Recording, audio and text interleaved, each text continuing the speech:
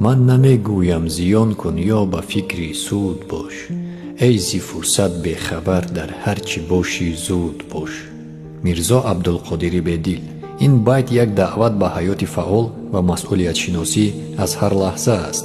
ба ҷои он ки вақти худро дар таҳлили беохира аз даст диҳӣ, беҳтар аст ки фавран амал кунӣ. зеро сармояи аслии ту вақт аст, на пул ё натиҷаи моддӣ.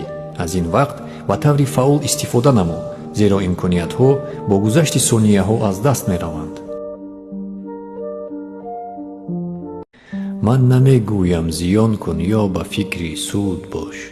ای زی فرصت بخبر در هرچی باشی زود باش. میرزا عبدالقادر بدیل. این байт як даъват ба ҳаёти фаъол ва масъулиятшиносӣ аз ҳар лаҳза аст. ба ҷои он ки вақти худро дар таҳлили беохира аз даст диҳӣ, беҳтар аст ки фавран амал кунӣ.